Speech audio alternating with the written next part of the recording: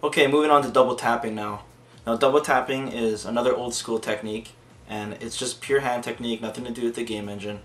You can use it in all types of games.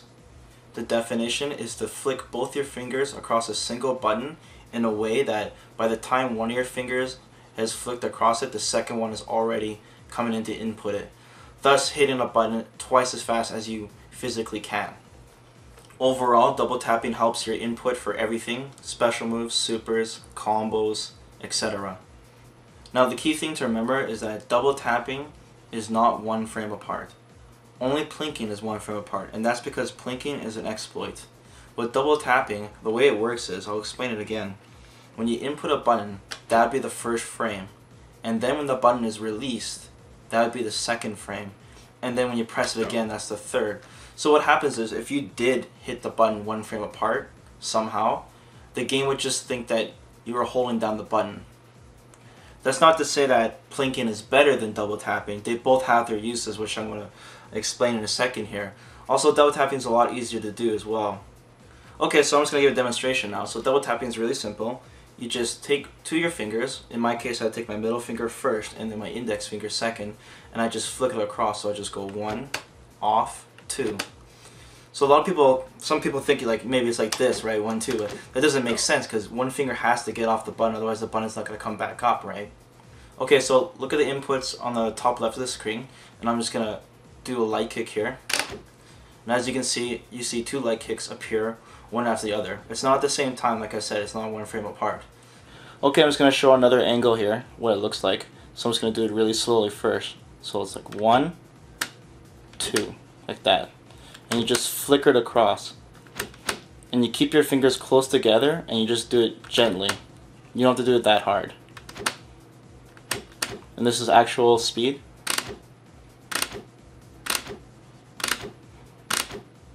And that's just me doing it with light kick.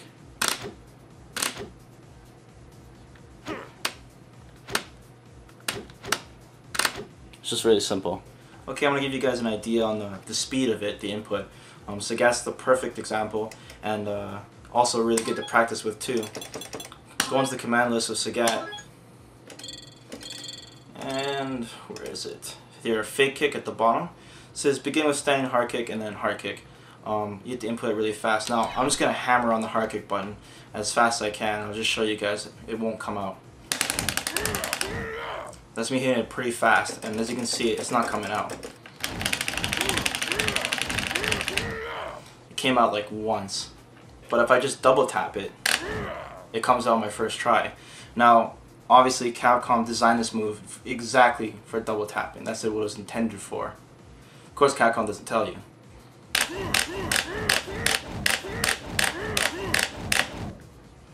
As you can see, it comes out 100% of the time when you double tap. So if you want to practice it yourself, use Sagat, and that's the perfect example. And get a feel for all the buttons too. The top buttons are a little bit harder to do it with, but you'll get it in no time. Make sure you check the inputs on the left and you'll see them come right after the other. Okay, I'm going to show a couple combo examples now using double tapping. Now, double tapping is perfect for 2-frame links, not perfect for 1-frame links, remember that.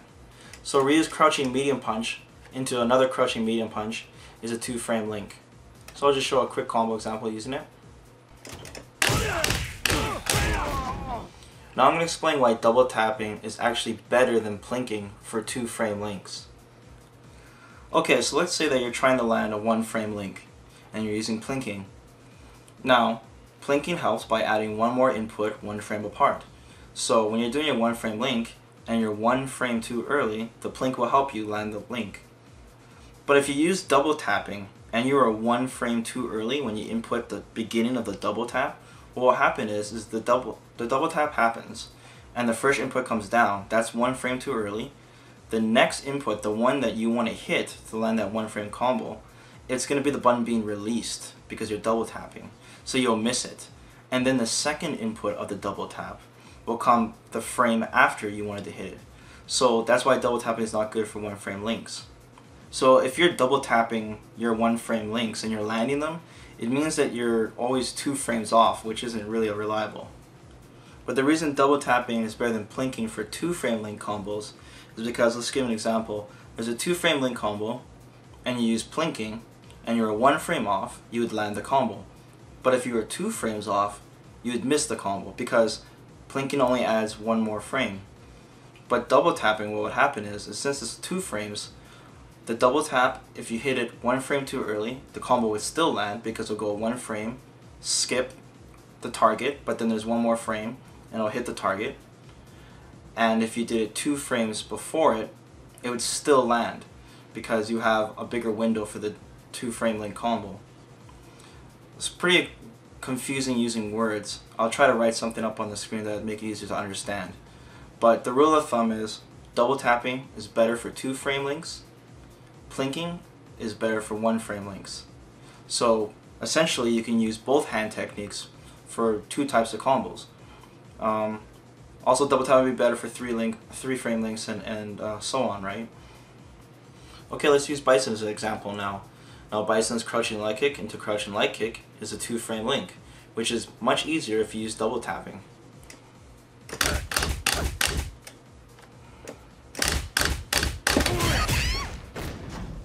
Double tapping is also good for increasing your chances to land slow confirms like Ibuki's overhead kick into a standing light punch.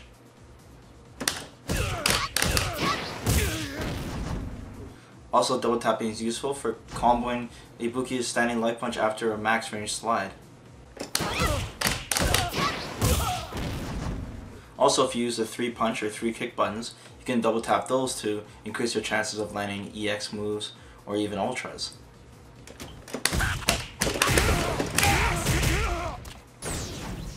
Now I just double tapped the 3 kick button for the EX Rising Jaguar. Now, as easy as that combo may be to some of you guys, double tapping will always increase your input and always increase your chances, so there's no reason not to use it. Now here's an example using double tapping with ultras, using the 3 punch button. Now with Cody, after his EX Badstone, you can combo his ultra too, but using double tapping you can increase your chances of landing it. Making me sleepy. Get out of my now remember, this is for not for 1-frame link ultra combos. It's for 2-frame links.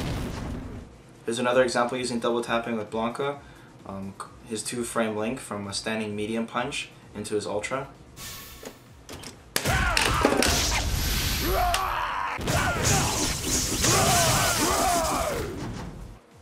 Now I've seen in person top Japanese players such as Daigo, Mago, or Tokido.